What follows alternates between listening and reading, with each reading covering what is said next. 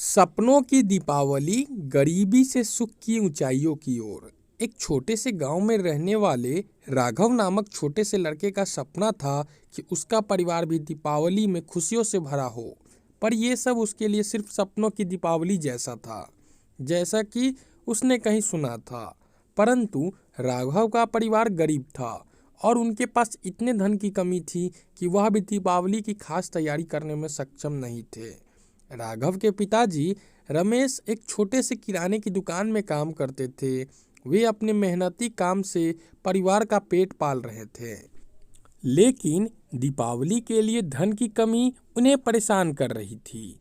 राघव, जो एक आत्मनिर्भर बच्चा था, ने तय किया कि वह अपने सपनों को पूरा करने के लिए कुछ करेगा। राघव ने अपने दोस्तों और पड़ोसियों से मदद मांगी और साथ मिलकर एक छोटे से दिवाली मेले का आयोजन किया। वे सभी मिलकर दीपावली के त्योहार के लिए तैयारी करने लगे और उन्होंने अपने गांव को सजाया और उस मेले में राघव ने बहुत पैसा कमाया और उसकी कोशिश सफल रही।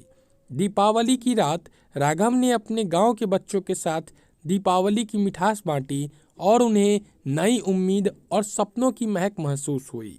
उन्होंने गरीबी के बावजूद सुख की ऊंचाइयों को छूने का संदेश दिया। राघव ने सीखा कि सपने हमें महसूस होते हैं और उन्हें पूरा करने के लिए हमें मेहनत की आवश्यकता होती है। गरीबी भले ही धन की कमी लाए, लेकिन इससे हमारे सपनों को छूने की क्षमता को कमी नहीं आती। दीपावली के बाद राघव ने नए उत्साह और आत्मविश्वास के साथ मेहनत की ओर अच्छे अंक प्राप्त करके अच्छे स्कूल में प्रवेश प्राप्त किया। उसका सपना पूरा हो रहा था। राघव ने न केवल अपने परिवार की जिम्मेदारियों को संभाला, बल्कि उसने भी अपने साथी गरीबी बच्चों को मदद की। एक दिन राघव ने गरीब बच्चों के लिए एक शिक्षा केंद्र खोला, जहां उन्हें मुफ्त में पढ़ाई के अवसर मिलते थे। उसने इन बच्चों को नए सपने की ऊंचाई में ले जाने का संकल्प किया। राघव का कार्य क्षेत्र बढ़ता गया और उसने गरीबी के खिलाफ जागरूकता बढ़ाने के लिए कई पहल की।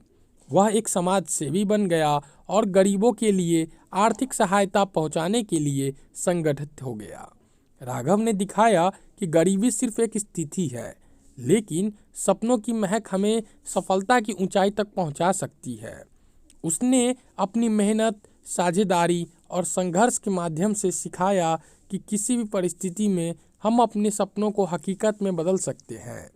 इस कहानी से हमें यह सीखने को मिलता है कि गरीबी केवल आर्थिक स्थिति नहीं होती, बल्कि यह एक मानसिक स्थिति भी हो सकती है। हमें अपने सपनों को पूरा करने के लिए मेहनत, आत्मविश्वास की आवश्यकता होती है।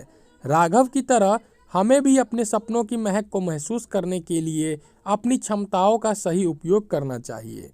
कहानी पसंद आई हो तो कहानी को एक लाइक कर दे और चैनल पर नए हो तो चैनल को सब्सक्राइब कर दे।